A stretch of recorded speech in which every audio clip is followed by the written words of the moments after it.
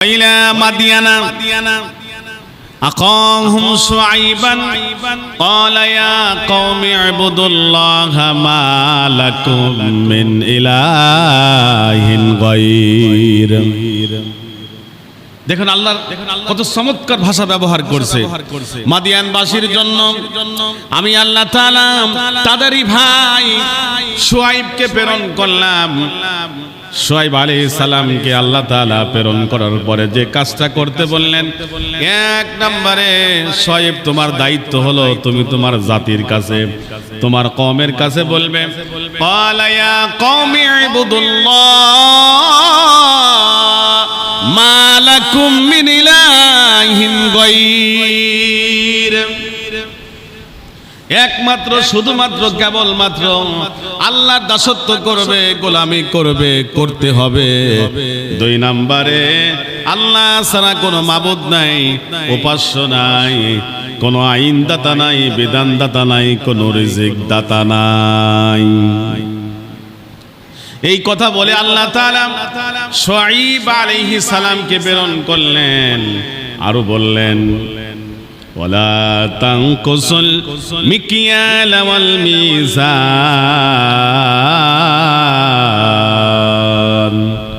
তোমরা কম করো না, তানকুসুল মিকিয়াল ওয়াল মিজান, তানকুসু সংকোচ করো না, কম করো না, মিকিয়াল ওয়াল মিজান মাপে ওজনে।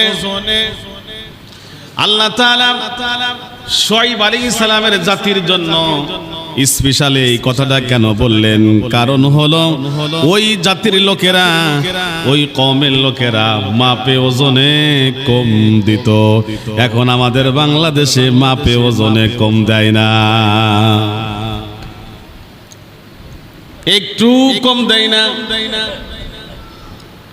রাজশাহী বিশ্ববিদ্যালয়ের একজন শিক্ষক আব্দুস সালাম আল মাদানী, অনেক ছোট সময় আমরা তার ওয়াজ শুনেছি। তিনি এক মাহফিলে ওয়াজ করতে করতে বললেন, আমি গেলাম ইলিশ মাছ কেনার জন্য, 1 কেজি কিনলাম, বাড়িতে এসে আমার গিন্নিরে বললাম, গিন্নিরে একটু ওজন দাও তো। দেখলাম 750 গ্রাম। বলে আমি হুজুর মানুষ, একজন শিক্ষক মানুষ, তাও বিশ্ববিদ্যালয়ের পাশ থেকেই আমি কিনেছি। কেনার পরে 1000 গ্রাম যখন 750 গ্রাম হয়ে গেল, বলুন তো দেখি আমাদের দেশে মাপে ওজনে কম আছে না নাই? আছে, আছে। আল্লাহ যেন আমারও বলছে। এই বাজারে এই বড় একজন ব্যবসায়ী আছে, শুনলাম, আল্লাহু আলাম, বাদ বাকি ভালো জানে, চিনির বস্তার ভিতরে নাকি বদনা ঠেলে দেয়, এরকম করে বদনার লাইলটা মারে। এখন বদনার ভিতরে 100 গ্রাম 50 গ্রাম যাই হোক চিনি চলে গেল, বস্তা ধরে ধরে বিক্রি করে দিল, কিছু কম দিল কি দিল না। কত বুদ্ধি, সুন্দর বুদ্ধি, তাই না? চিনি তো জর্জরে দিল, বদনা লাল, ভিতরে জর্জরে করে চিনি পড়লো। 100 গ্রাম 50 গ্রাম যদি প্রত্যেক বস্তা থেকে নেয়, দিনে যদি এরকম 20 বস্তা করতে পারে, তাহলে মাশাআল্লাহ আলহামদুলিল্লাহ 200 টাকায় আমনি আমনি আয় রোজগার হয়ে গেল। বন্ধুরা আমার, আল্লাহ রাব্বুল আলামিন কোরআন নাজিল করেছেন, কোরআন থেকে মানুষদেরকে শিক্ষা নেওয়ার জন্য। আল্লাহ তাআলা তাদেরকেই বলছেন যারা এই মুহূর্তে মাপে ওজনে কম করে। আল্লাহ তাআলা মিজান শব্দ ব্যবহার করলেন। মিজান মানে হলো ন্যায় দণ্ড।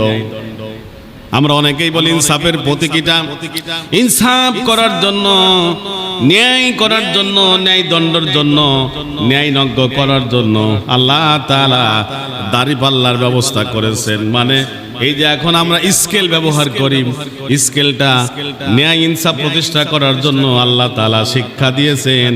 আল্লাহ তাআলা সেটাই বললাম, ও নবী শুআইব, তুমি মাদিয়ানবাসীকে বলো তারা যেন মাপে ওজনে কম না দেয়। যদি কম দেয়, দেখুন এই কম দেওয়ার পরে কিছু আয় রোজগার করা যাবে। খেয়াল করে দেখেন, এখানে হলো আল্লাহ তাআলা ওয়ালা তানকুসুল মিকিয়াল ওয়াল মিজানা, এখানে শুধু দাড়ি পাল্লা ওজনের কথাই বলে নাই। বিচারে যখন বসবা, বিচারে বসে যেমন দাড়ি পাল্লা ওজন দিলে কম বেশি বোঝা যায়, কম দেওয়া যায়, ঠকানো যায়, আল্লাহ তাআলা বললেন বিচারে বসে খবরদার যেন তোমরা কি করো না, যেন তোমরা ন্যায় বিচার থেকে দূরে সরে যেও না। রাতের বেলা দেখা, আসসালামু আলাইকুম ভাই, কাল কি তো 3টায় বিচার হোক, এই যে রোলো, আচ্ছা ঠিক আছে আমি বিষয়টা দেখব। ওয়ালা তানকুসুল মিকিয়াল ওয়াল মিজান,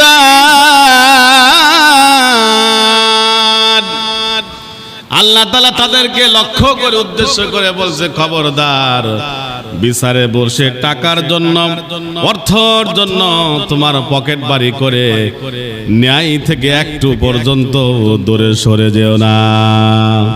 আমাদের দেশে এটা আলহামদুলিল্লাহ নাই। আছে কি? আছে। এটা কি করা যাবে? জমি আমার দীর্ঘদিন ধরে আর একজন খায়, এখন সামনে আজকে জুমার দিনে বাদ জুমা বিচার হবে, ফাইসালা হবে, বৃহস্পতিবারের দিন রাত্রে কিছু পয়সা দিলাম, হাদিয়া দিলাম, যিনি সালিশটা নামাবেন, যে নামাবেন ওনাকে কিছু দিলাম, উনি করে দিল, উনি করে দিল, উনি মিটাই দিল, কিন্তু আসলে জমিটা যার অধিকার, যার কাগজপাতি ঠিক আছে, তাকে না দিয়ে আরেকজনকে দিল। আল্লাহ তাকে উদ্দেশ্য করে বলছে ওয়ালা তানকুসুল মিকিয়াল ওয়াল মিজান,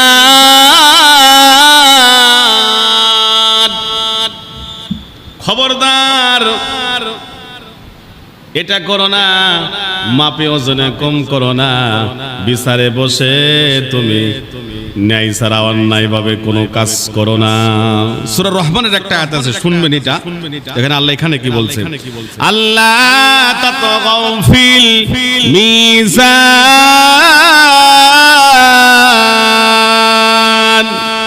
তোমরা ওজনে বা ন্যায় বিচারে বা ইনসাফ প্রতিষ্ঠায় সীমা লঙ্ঘন করো না।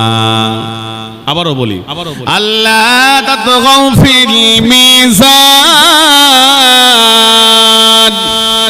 তোমরা ওজনে বা ন্যায় বিচারে বা ইনসাফ প্রতিষ্ঠায় সীমা লঙ্ঘন করো না। বলুন তো দেখি আমাদের দেশে সীমা লঙ্ঘন আছে না নাই?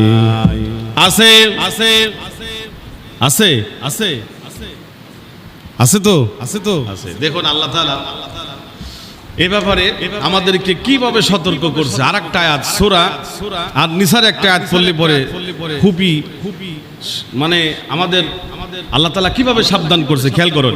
ইয়া আইয়ুহাল্লাযীনা আমানু কুনু কাওয়ামিনা বিল কিসতি শুহাদা লিল্লাহ ওয়ালাউ আলা আনফুসিকুম আবিল ওয়ালিদাইনি ওয়াল আকরাবিনা ইয়াকুন গনিয়ান আও ফাকিরান ফাল্লাহু আওলা বিহিমা ফালা তাত্তাবিউল হাওয়া আন তা'দিলু ওয়া ইন তালবু আও তু'রিদু ফা ইন্নাল্লাহা কানা বিমা তা'মালুনা খাবীরা। হে ঈমানদারেরা, ইনসাফের পতাকা পাইও, আল্লাহর সাক্ষী হয়ে যাও। আমানু কুনু কাওয়ামিনা বিল কিসতি শুহাদা লিল্লাহ, হে ঈমানদারেরা ইনসাফের পতাকাবাহী এবং আল্লাহর সাক্ষী হয়ে যাও। তোমাদের ইনসাফ ও সাক্ষ্য তোমাদের নিজেদের ব্যক্তি সত্তার অথবা তোমাদের বাপ মা ও আত্মীয় স্বজনদের বিরুদ্ধে গেলেও উভয় পক্ষ ধনী বা অভাবী যেই হোক না কেন, আল্লাহ তাদের চাইতে অনেক বেশি কল্যাণকামী। এখন এই বিচার করার সময় যদি নিজের বাপ হয় ওয়ালিদাইন, আল্লাহ বললেন নিজের পিতা মাতা আত্মীয় স্বজন, এখানে আকরাবিন শব্দ আছে দেখেন, ওয়ালিদাইনি ওয়াল আকরাবিন, নিকট আত্মীয়। আকরাবিন মানে নিকট আত্মীয়, আরবিতে করিব মানে নিকটবর্তী।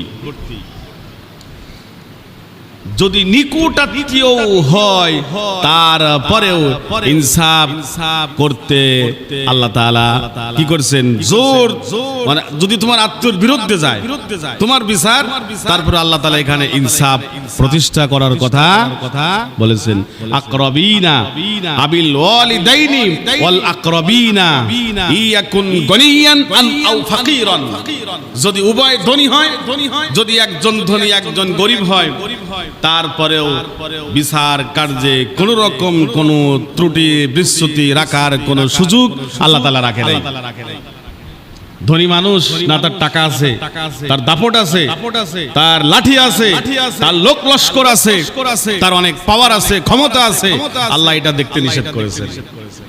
আবার একেবারে সম্পদ কিছুই নাই, লাঠি নাই, জনশক্তি নাই, রাজনৈতিক কোন নেতা কর্মী না, কোন পরিচয় দিতে পারে না, নিরীহ মানুষ, এই মানুষের উপর ইনসাফ প্রতিষ্ঠা করার কথা আল্লাহ তাআলা বলেছেন। তবে আমাদের দেশে এই জাতীয় মানুষ জুলুমের শিকারটা বেশি হয়।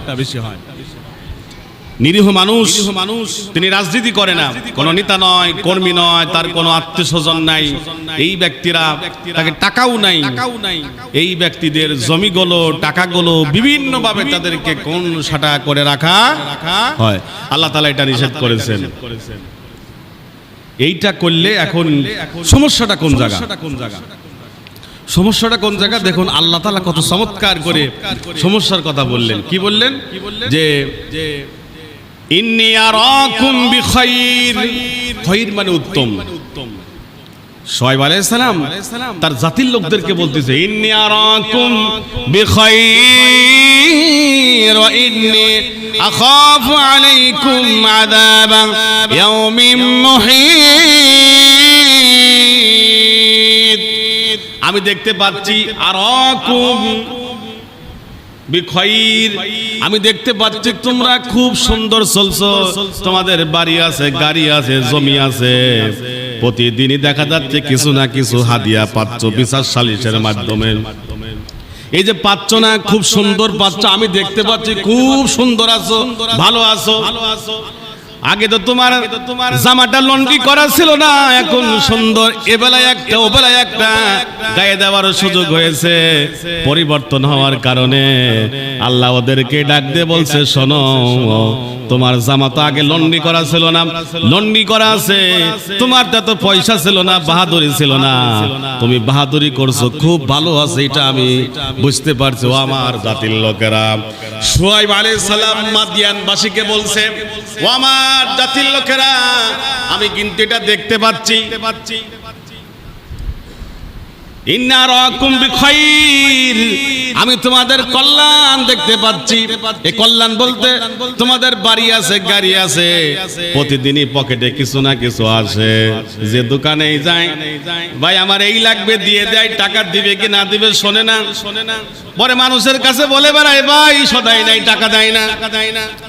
ও আমার জাতির লোকেরা, ও আমার কওমের লোকেরা, ও মাদিয়ানবাসীরা, শোনো, আমি দেখতে পাচ্ছি তোমাদের পয়সা বাড়ছে, তোমরা খুব ভালো আছো, ঝকঝকে আছো, কিন্তু আমি যেটা দেখতে পাচ্ছি, আরো আমার যেটা ভয় হচ্ছে, ওয়া ইন্নী আখাফু আলাইকুম আযাবা ইয়াউমিন মুহিত, কিন্তু আমার ভয় হয় কাল কিয়ামতের দিন তোমাদের উপর এমন আযাব আসবে, যার আযাব সবাইকে ঘেরাও করে ফেলবে। ইন্না রাকুম বিখাইর, আমি তোমাদেরকে ভালো দেখতে পাচ্ছি, আর আমার ভয় হচ্ছে, ওয়া ইন্না আখাফু আলাইকুম আযাব ইয়াউমিন মুহিত, এমন আযাব আসবে, এমন গজব আসবে, যেই গজবে তোমাদের সকলকে একেবারে পরিবেষ্টন করে ফেলবে। আপনাদের মনে আছে কিনা, এই ইসলামপুরের আশেপাশে যে বিশাল বড় বিল আছে, খেয়াল করেন, যখন নকশালের সেই তোরজোর, আমাদের এই বাড়ির কাছ থেকে দুইটা গাড়ি র্যাব, ওই কালীপুর দিয়ে দুইটা গাড়ি র্যাব, আবার ইসলামপুরের দিক তাকালে দেখা যায় কালো কালো পোশাকালা দেখা যায়, মনে হয় র্যাব। তখন এত মোবাইল ছিল না, মানুষ বলে এত র্যাব কেন, চতুর্দিক থেকে র্যাব নামে। পরে শোনা গেল ওই যে ভিতরে একটা ঘর আছে, ঘরের ভিতর নকশালরা তারা একটা মিটিং পরামর্শ করতেছিল। দেখলাম 2-4 জনকে ধরে নিল, ক্রসফায়ার দিল, আতাইকলা থানায় নামানো হলো। আতাইকলা হাই স্কুলের পেছনে যখন থানা ছিল, ঈদ মাঠের সাথে দেখলাম ক্রসফায়ার দিয়ে নিয়ে আসলো, করিমনের উপর নিয়ে আসলো। দেখলাম কেউ এরকম বেকা, এরকম বেকা। বন্ধুরা আমার, যখন চতুর্দিক দিয়ে এই র্যাব ঘেরাও করেছিল, বলুন তো দেখি যারা ওখানে মিটিং করেছিল ওরা দেখার পরে, জানার পরে ওদের কলিদা এখানে ছিল না, কোথায় ছিল, অবস্থাটা কি হয়েছিল? অতএব এই বিষয়গুলো থেকে আমাদের লক্ষ্য করা দরকার।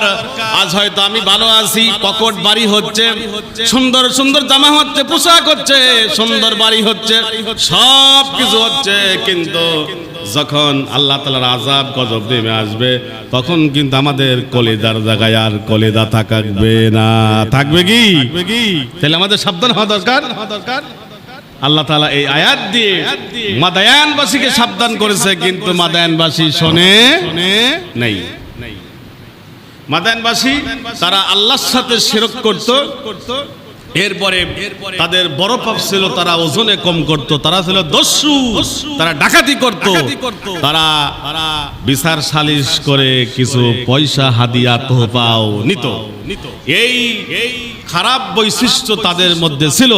এই জন্য আল্লাহ তাআলা ওই জাতির জন্য, মাদায়ানবাসীর জন্য একজন নবী বলল, এটা কিন্তু তোমাদের ভাই, আখাহুম শুআইবান, এই শুআইব হলো তোমাদের ভাই, আমি আল্লাহ তাআলা নবী করে প্রেরণ করলাম।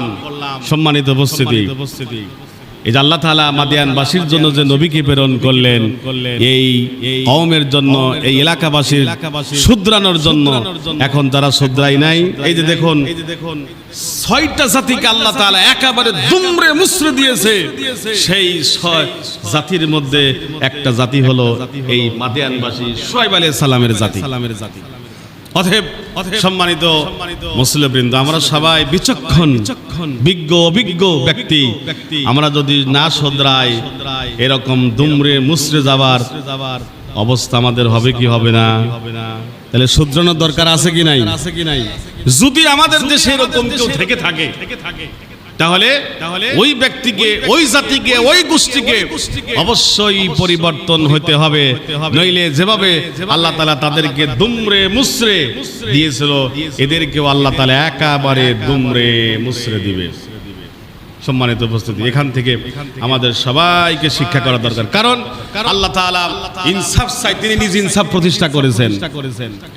আজকে সূর্যের তাপ দিচ্ছে, এই তাপটা যদি বেশি মাত্রা হতো, পৃথিবীতে প্রাণী বলতে কোনো ব্যক্তি থাকতো না, কোনো অস্তিত্বই থাকতো না। আল্লাহ তাআলা এটা আমাদের জন্য ইনসাফ করেছে, সব কিছু জ্বলে পুড়ে ছারখার হয়ে যেত।